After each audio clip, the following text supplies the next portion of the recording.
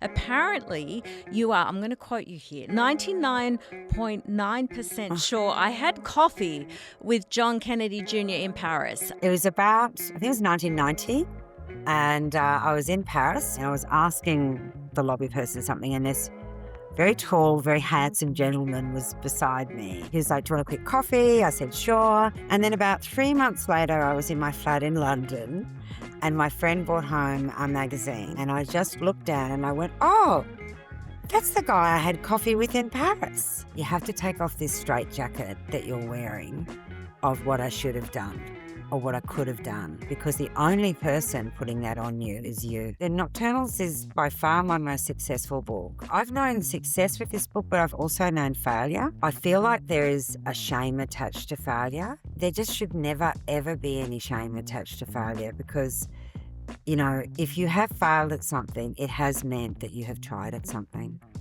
And that's brave in itself. Frances Whiting, welcome to the Stellar Podcast. Thank you, Sarah. I'm very, very happy to be here. You are Australia's longest running Sunday columnist. As I understand it, next year will be 30 years since you've been writing your column for Queensland Sunday Mail. This is pretty amazing. Is there going to be some sort of party or celebration in honour of that? Well, I hope so, Sarah. Let's put it out there. Let's put it out there. I'm thinking a gift of a overseas trip, perhaps. I'm not sure. When it was 25, they did do a special lift out, which was 25 years. And that was my favourite columns, readers' favourite columns, and then some very nice things that people had said about the column, and then just a selection of readers' letters, which was really special. What are your recollections about those early years writing a column, which, as opposed to now, where it's obviously living in print and digital and now there's social, has the process of putting a column together changed for you as much as the way that it's distributed has over those 30 years? You know what, Sarah? The nice thing about the column that I would say is that it is the one part of my job that hasn't changed at all. And I think that is why it is still going. I'd like to say it's because I'm a very talented writer and brilliant, every word a gem. But I honestly think that with the column, it's been pretty much in the same space on Sunday for 30 years. And I think in a world where people are feeling very disconnected, where social media makes us feel a little bit insecure, I think that for readers, having that anchor point every Sunday that's very familiar, they kind of know what they're going to get. There's not too many surprises with it. And for me as a journalist, the nicest thing would be that every time I sit down to write that column, genuinely, I just think the same thing, which is two things. I think I'm writing to a friend, and my job is to make that friend smile and or laugh, if I can swing it. What about the nature of the feedback from your readers over that time, Fran? Do you still get letters and things in the mail? And how has that nature of that conversation changed? I guess people are now sliding into your DMs, as they say. So I get, obviously, I still actually get physical letters. Obviously nowhere near as many as I used to. But I get mostly emails.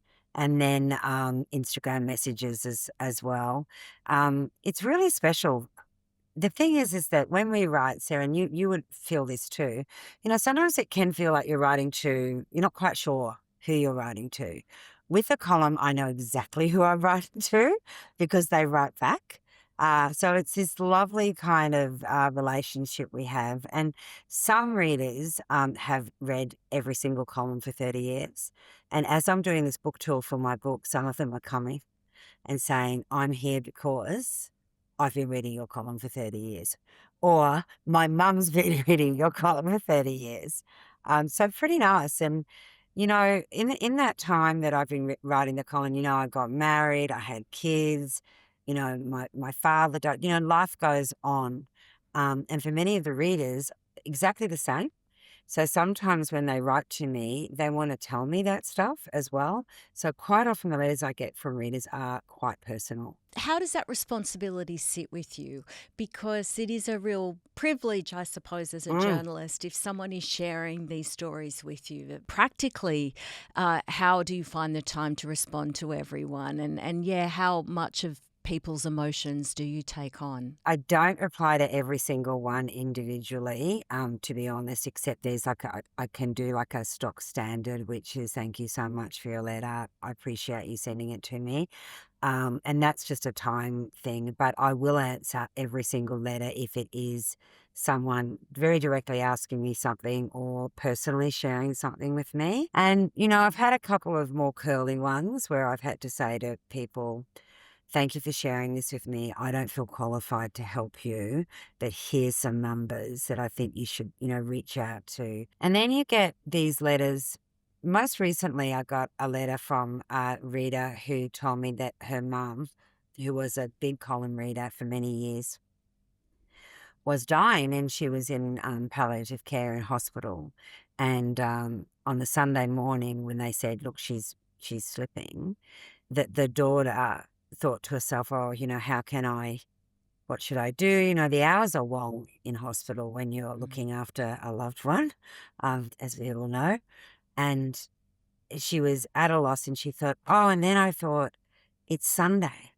So she raced down to the canteen where they had the paper and she bought the Sunday Mail, and then she raced back up because her mum and her used to share my column to each other every Sunday. So she told me that she read my column to her mum for the last time and that it made her feel like they still had this connection. So that was, as you mentioned this word earlier, that was a privilege. I felt pretty good about that. Oh, Fran, what a moment to be I know. part of. Like I know. they're the moments, aren't they? Have we got time for me to tell you a quick story I've just remembered about the column? Please, yes. So this fellow used to write to me all the time, and he wrote to me pretty religiously most weeks. And I knew he was older because he'd tell me about, parts of his life, so I figured it out. Anyway, one day I was at work and I got a letter, and it was from his son. And the son was writing to let me know that this fellow had died. And he said, I thought you might like to have a photo of my dad, seeing he wrote to you so often. Oh, and I should mention this. In the father's letters to me, he always called me Toots. I hear that really old-fashioned word, Yeah, Toots. toots, yep. Yeah. And he said, Dad wanted you to have this. So I opened the letter and then I saw the photo and I turned it over and this man had written, you didn't know I was so good looking, did you, Toots? And was he good looking, Fran? Well, it was a photo of her as a young man, Okay. and yes, he was. So it's the light and the shade, isn't it? Do you ever get angry responses in response to what you've written? 30 years ago, the brief for the column was very much they wanted something that, in amongst all the bad news, there was this little moment of lightness. So I've pretty much kept to that brief, but every now and again, I will get, if I'm very in my heart feeling very strongly about something, I will write about it. And I recently wrote about the need for unity around the anti-immigration marches that were going on. And I tried to write in a very moderate voice, just saying why I felt that this was not a great thing for our country, that I felt it was a slippery slope to go down. And I also wrote a column, actually I've written 2 columns about Pauline Hanson and just my thoughts on her again. And this was an interesting experience for me because I'm someone that's so used to getting lovely letters. They were not lovely letters, Sarah. Let me tell you. How did you, How did you cope with that, Fran? I found it quite tough, actually, because I had tried to write respectfully and understanding that we do have different opinions and we should be able to, I kind of think I had hoped the reply would be in kind, but it was not in kind. It was quite vitriolic, to be honest, and some pretty, some kind of nasty, about how I looked and that sort of going down that line. Yes. For me to pretend I didn't know when I wrote those things that I wasn't going to get a strong response is just not true. I knew I would. I think I was just surprised at how vitriolic. In addition to your work on the Sunday column, of course, you are a award-winning feature writer and interviewer. You've interviewed, multiple public figures, state premiers, a lot of celebrities. You've interviewed people in the middle of massive news stories and have gone through unfathomable things. I'd love to ask you about some of the interviews that have stood out for you over the years. So it's really, when I look back, it's hard to kind of, it's such trying to pick your favourite child. Sometimes it's obviously not always the celebrities that are the most interesting. Like sometimes it is, people who have found themselves for whatever reason in the spotlight when they're not normally in the spotlight. But I was very sad when I heard that Robin Williams had died, because to this day, he's the kindest celebrity I've ever interviewed. And he did me a kindness that he didn't have to do. This is, I don't know, maybe 15, 16 years ago. And, you would know, Sarah, there's the all-in press pack, or there's the round robin, and there's a few journos, or there's a one-on-one. So I got a one-on-one. And I got the time and I flew down, and I was very confident that I was early and I was prepared. And when I went up to the hotel room Robin was staying in, the publicist more or less said to me, what are you doing? Where have you been? And I was like, what are you talking about? I'm here. And what had happened was neither she or I had taken daylight savings into account. Oh, no. So I was going on my time that she gave me. And anyway, so she said to me, well, too late, you've missed it. Whereupon I very unprofessionally burst into tears. Understandable. Because I knew I couldn't fly back to Brisbane and say, no, sorry, didn't get it. So maybe his assistant might have seen me, and she went into the room and she came back out and she said something to the publicist, and the publicist said to me, actually, Robin says to go on in. So I went on in and he said, Francis, he said, I'm sorry, have we kept you waiting? And he was just a delight. He said, because I was he made them, ask them would they make me a cup of tea. He calmed me down. He was just we had a great interview. And like I said, he very easily, I think it must have been his break, and he very easily could have said, no, she's missed out, so too bad. What an experience. And you must have been particularly devastated then when he passed away, and everyone felt it. But for you that had that personal connection must have felt all the more acute. Well, just because I knew that we'd lost a good one. Speaking of losing a good one, Fran, I have to ask you about this. Apparently, you are, I'm going to quote you here, 99.9% sure I had coffee with John Kennedy Jr. in Paris. Okay, now I'm a lifelong devotee of JFK Jr. and Carolyn Bessette Kennedy, who've suddenly been back in the zeitgeist, as you and I know, this year with their real-life tragic love story being documented in the series Love Story. So you got to tell me everything there. So it was about, I think it was 1990, and I was in Paris with my then boyfriend, and we were staying in a very nice hotel. Not the sort of hotel I would normally be staying in, sadly. My boyfriend was unwell. He got some sort of flu. And so I'd said to him, after looking after him for a couple of hours, I said, look, would you mind if I went outside for some fresh air?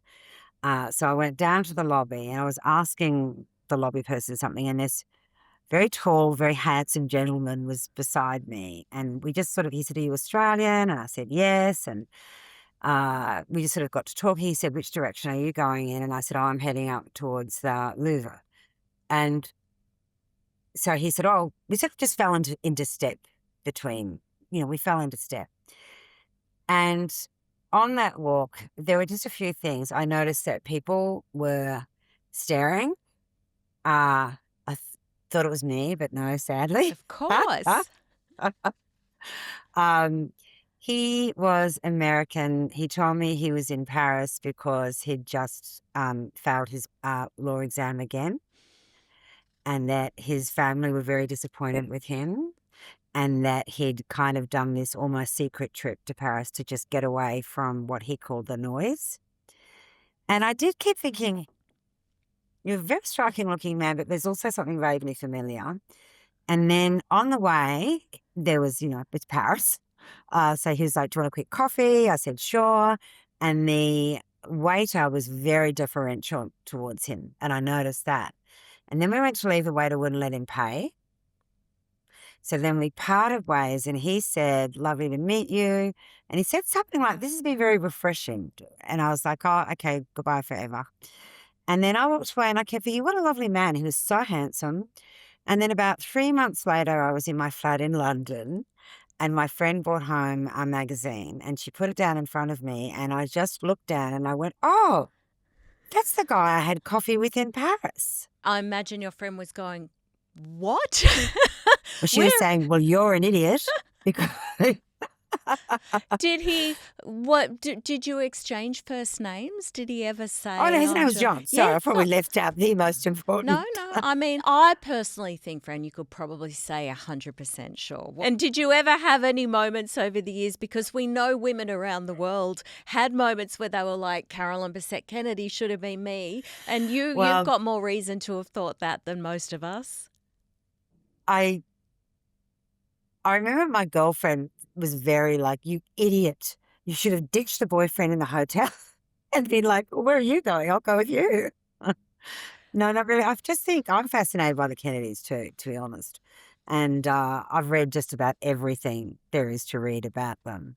And I just, they're such a fascinating family, all of them. They're just, the whole idea that there's this Kennedy curse.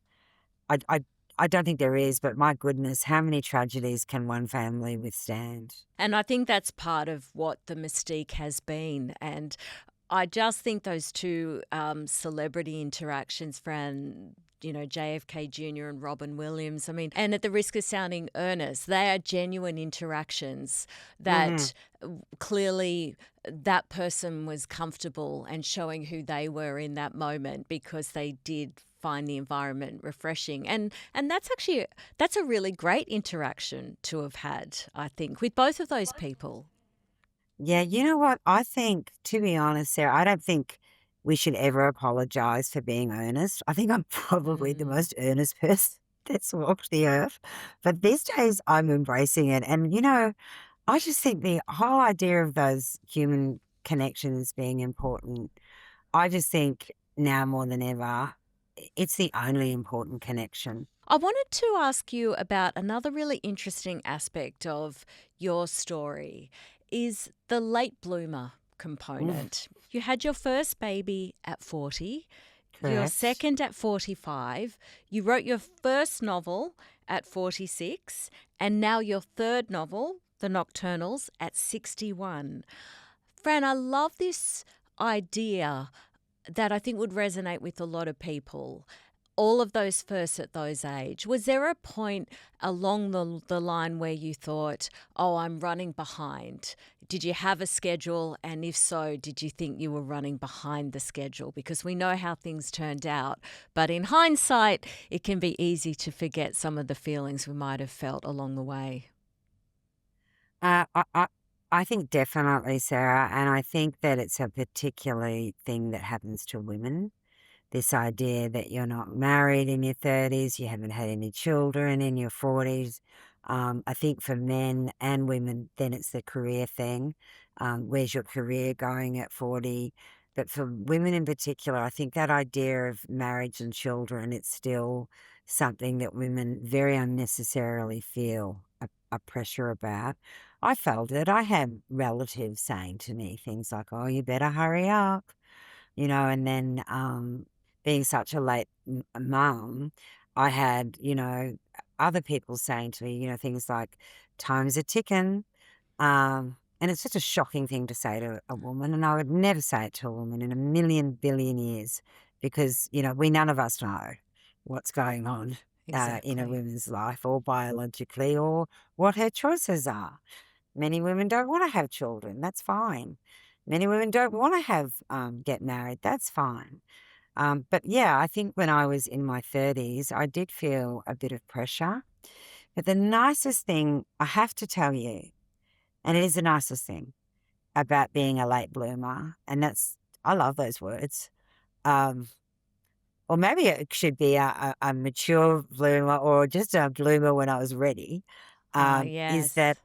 I really love that I can talk to other women who are panicking, because women panic. And I'm able to say to them, you don't have to panic. Hopefully things unfold as they unfold. And hopefully they happen when they're meant to happen, for you. So I think for me, I can't speak to other women's, children journeys, but even things like writing a book, my first book, quite late compared to other authors. I had a little moment when I was thinking I'm too old to write a book. Like, who am I? Who am I to write? I should have done it 20 years ago. We're all ruined by these should-haves we tell ourselves. There are no should-haves.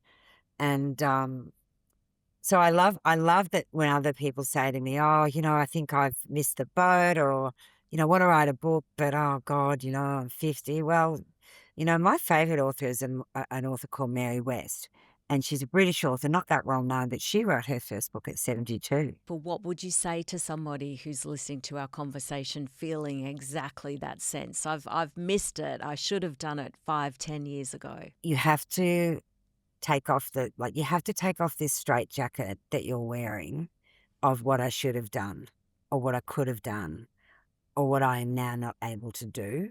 You have to release yourself from that, because the only person putting that on you is you. You can just take off that straitjacket and do what you want to do. And you know what? Will it work? I don't know. You don't know, but I know what doesn't work, which is wearing that bloody straitjacket and thwarting yourself at every turn. Yeah, I feel quite passionate about this because I think people are so hard on themselves. They really are. And I don't know, can't speak to the men, but I think women are really hard on themselves. And, for me, had I not had children, I would have been fine with that. But, having Tallulah, my daughter, at 45, where they called me an elderly gravitas or some terrible name they give older mothers, I worried so much. But I was worrying because occasionally people would say to me, aren't you worried that when you're 61, she'll be in her last year of school? Well, I am 61 and she is in her last year of school, and we are having a blast. There was no need to worry. It's so unhelpful also what we say to one another. Something we talk a lot about at Stella and on this podcast, like we don't believe in asking women or anyone that we're interviewing, are you going to have children? Are you having more children? Because you don't know. There's so much assumption and judgment implied in that. But apart from that, even if you do know what somebody might be hoping to have, that somebody might be wanting to have a family, is there anything less helpful than saying, better get cracking on or get a move on or time's a ticking? I mean, all that does is just make the person feel worse about themselves and compound the anxiety. Yeah, all those people need to put a zip in it. I remember, this is getting quite personal, but you and I are here, and hopefully this discussion is something that, someone might hear and think, yes, this has happened to me. Or, like many women, Sarah, I have had a couple of miscarriages in my, and I remember going back to work at the Courier Mail after a miscarriage, and the woman in the canteen, it was the day I came back to work, and the woman behind the counter in the canteen just looked at me and she said, now listen, when are you going to have a baby? And, I just remember, I think I would have said something very non-committal, like, oh, hopefully one day. But, we just, words can hurt, right? 100%. But I had a similar experience where I was recovering from a couple of miscarriages when my husband and I were starting a family. And somebody said to me, when are you going, to have kids? And I just remember thinking, you don't know what someone's going through. And it might be, in your case, it could be really, really fresh. Yeah, and I remember interviewing Bindi Irwin, and this is sort of just when she was starting to talk about her endo. And, she had such trouble because of her endo. And people were always asking that poor woman, when she was going to have a child. So, but, I think the conversation has changed. I may very well have asked somebody that myself 20 years ago. But, the good thing about getting older is we all learn. So now I wouldn't, in a million years, I'd rather stick a poker in my eye. But it's good that we're having better conversation. Your mum is 101, and as you're saying, your youngest child, your daughter Tallulah, is 17. Can I ask you, what is the easiest thing or the most fulfilling thing about that sandwich generation, and what is the most difficult thing? So, yeah, my mum is 101. Shirley. Amazing. I know I look too young to have a 101-year-old mother, but I do. So I was just with Mum this morning, actually. She's amazing. She's very with it. This is a big ad for reading. She has read her whole life. So she was taken out of school at 14 because she was a girl. She didn't go to uni. It was like, do you want to be a secretary, a nurse, or a nun? She chose secretary. She worked at the University of Queensland as a typist for years, watching other people get degrees. She joined the public service. She had to leave work when she married my dad. But she self-educated her whole life. So I've never met anyone who's read more books. And she still reads a book a week. She's just finished my book. So her intellect is sharp. The hardest thing about having a 101-year-old and a 17-year-old, just quite frankly, is the admin, because both require admin. I'm deep in admin. So for Mum, it's medical stuff. It's making sure she's eating enough. It's making sure that she's not lonely. Just making sure she's okay.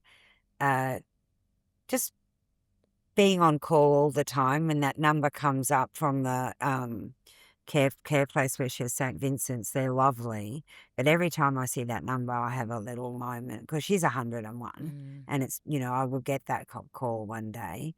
And then there's a guilt, I suppose, aspect if I don't get to visit her enough. I feel, a tug there. And then Tallulah, she's in year 12. So the admin of that. She hasn't quite got a license yet. She's going for a license next week. So I'm doing the runs, and my husband too, the pickups, the drop-offs, the sports, the learning centre, just the admin of a 17-year-old. The best thing about it is, well, there's many lovely things about it, actually. But when I see Tallulah talking to my mum, when she goes up to visit her, and they have this lovely relationship. And I hear Mum telling Tallulah about when she was 17.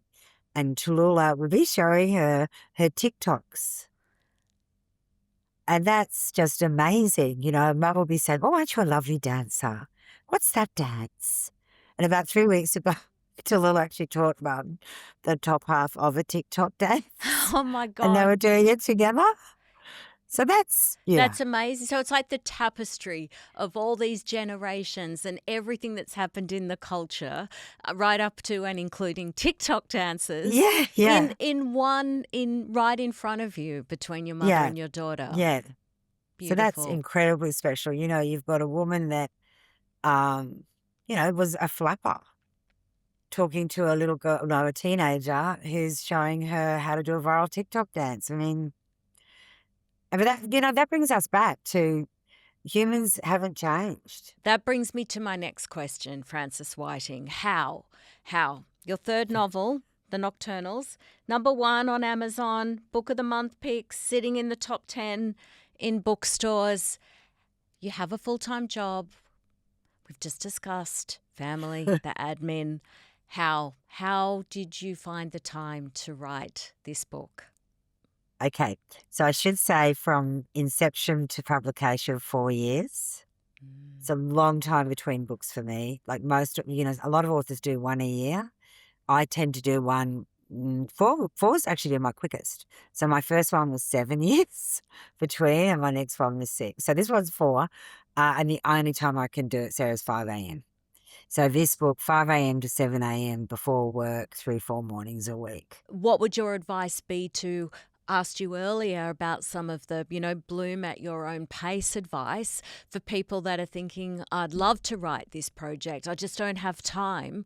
What's some of the practical hacks that you would offer?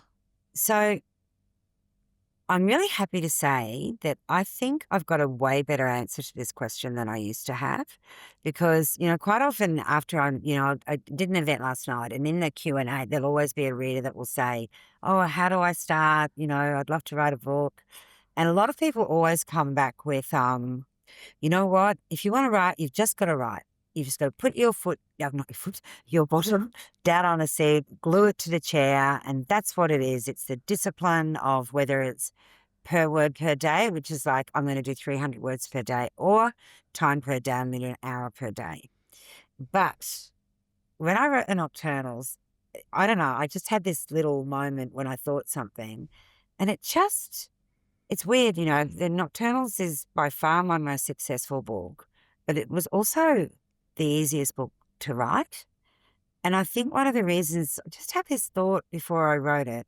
So now this is what I say in answer to this question, rather than, just sit down and do it. Like, what's wrong with you? Like, just sit. So I just had this moment of realizing that writing fiction is the only time in your life, the only place, the only space where no one can tell you you've got it wrong. There are no rules with fiction. That you can't be marked on it. It's not an arbitrary thing. No one can say to you, well, you wrote that sentence wrong. They just can't. And that gives you a freedom, I think, to just enjoy the process. Whether it ends up as a book or a short story, whether it ends up published or just something for yourself, just thinking to yourself, you know what?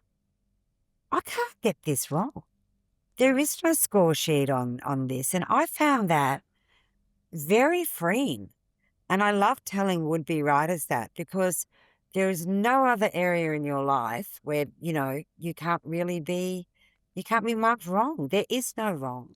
And I kind of love that. I'm not going to give away the twist, obviously, for anyone that hasn't read the Nocturnals. I will just say there's a twist, and the definition of a great twist is that no one sees it coming. No one does in the Nocturnals. Fran, when do you get struck by a moment like that? So with the Nocturnals, I knew the beginning, I knew the ending, I knew the last sentence, weirdly, before I sat down to write it. Did you? And I knew I wanted a twist. So that was a start point for me. I knew that I had these 5 kind of misfit characters, and that something was going to happen, and that I had to find a way to resolve it. So I did not know what the twist was going to be, but then as I was writing, it kind of became clear to me which character was going to provide that twist. And then it was just a matter of making it believable. That was the hardest part, actually, making it believable. But then if you are a writer and you go to do a twist, I find the trickiest part is just, with this particular one, just going back and back and back and back and back and checking that at no point had I inadvertently given it away.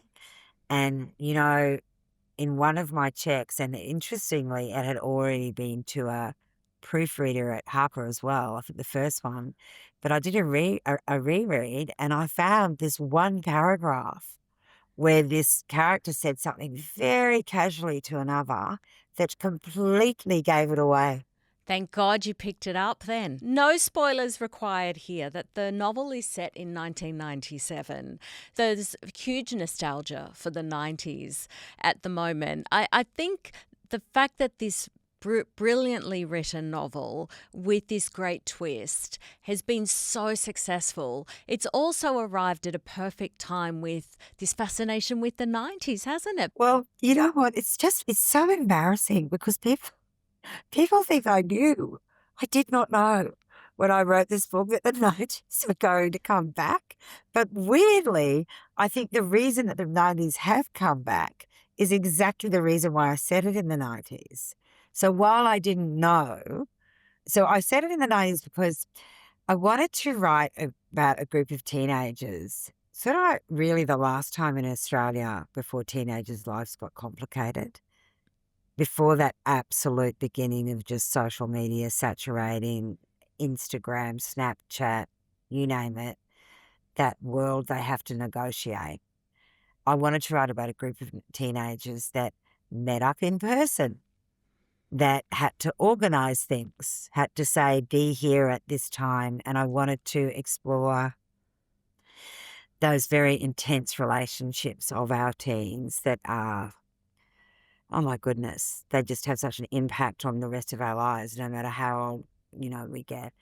Um, so I thought, okay, when was the last time? And I thought, actually, it was kind of that late 90s. That's just before it all kind of went crazy.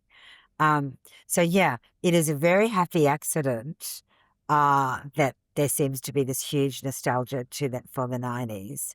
And I think I should probably just start telling people that no, I did know that was coming. But I also wanted to ask you, Fran, not to make you the spokesperson for Queensland, in Yeah, addition to I'm being nervous. Australia's longest running Sunday columnist and best-selling author and acclaimed features writer, also spokesperson for Queensland. No, it was actually just about I think some of the moments that have happened, you've talked about the Irwins, you've interviewed the Irwins. I mean, obviously, with Robert Irwin going absolutely next level global in the last 6 months, with his role on Dancing with the Stars in the US.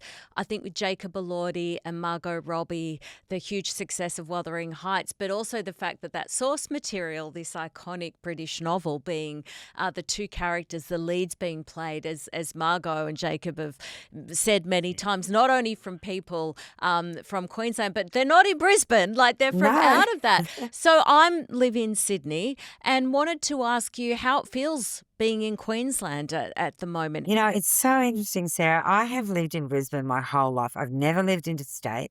I've lived overseas. I've lived in London and Paris and etc. But I've never actually lived as a home state anywhere else but Queensland and Brisbane. And it's so interesting to me because Brisbane, for such a long time, and I know it because I lived through it, there was a real cultural cringe about coming from Brisbane. And I think I remember the first time I flew interstate, I would have been like maybe 16.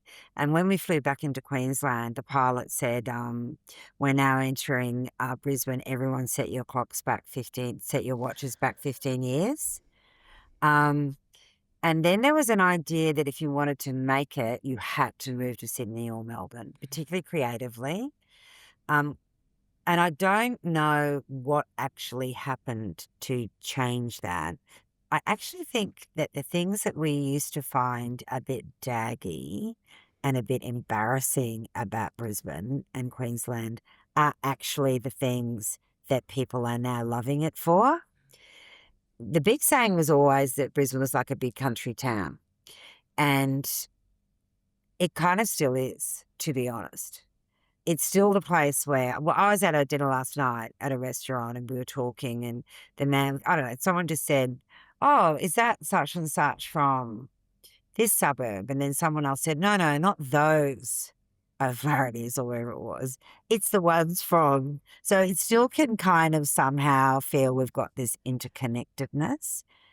And creatively, I wonder if, you know how they sometimes say like a diamond is forged under hard conditions?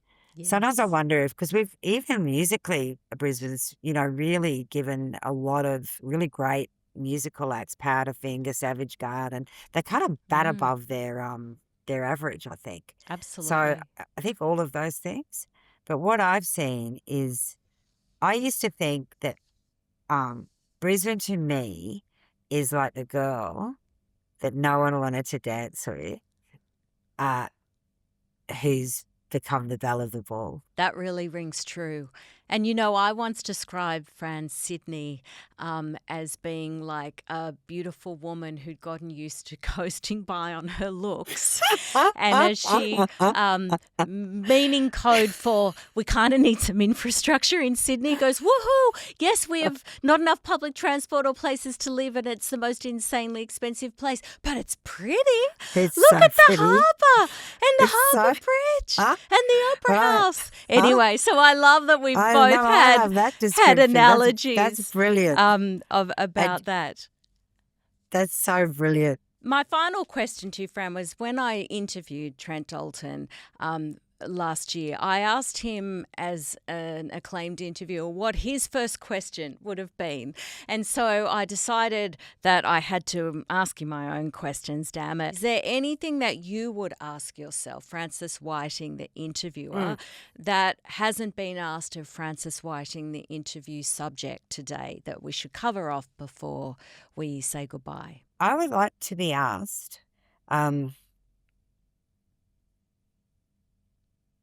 because I think it's important. I was thinking about this the other day, because The Nocturnals is by far my most successful book. I'm not used to this. I'm not used to having a book tour. I'm not used to going into bookshops. I'm used to less. So I've known success with this book, but I've also known failure. So I would like to be asked, I guess, what does failure kind of feel like, and what can you learn from failure? Because I have failed in my life many times, and it's hard to get up, dust yourself off and get going. But I've kind of learnt how to. So I would like to be asked about failure. So when failure happens to you, it feels like a shame, is what I'd say. When you fail at something you've really tried at, it can feel quite shameful and almost a bit embarrassing. So things like not getting the job that you thought you were going to, or maybe even you told people that you were a shoo-in, or writing a book and watching it, kind of go quite well and then disappear into the ether, or failure to, I guess, talking about what we were talking about earlier, maybe trying for a child and walking away from the IVF clinic for the last time and realising that's it for me. I feel like there is a shame attached to failure, but there just should never, ever be any shame attached to failure, because, if you have failed at something, it has meant that you have tried at something. And that's brave in itself. And no matter the outcome, you must look back on that yourself, and you must say to yourself, good on you. Good on you. You had a go. That was beautifully asked and beautifully answered, Frances Whiting. Thank you for that. Look, congratulations on your novel. As I say, it's been a runaway success. And for anyone that hasn't read it, you can pick up a copy of Frances Whiting's The Nocturnals. We'll have a link in our show notes, or at any good bookstore, because they do still exist, and you might find Frances Whiting giving a Q&A at one near you. Sarah, this has been an absolute delight. Thank you. Thanks, Fran. Bye-bye. Bye-bye.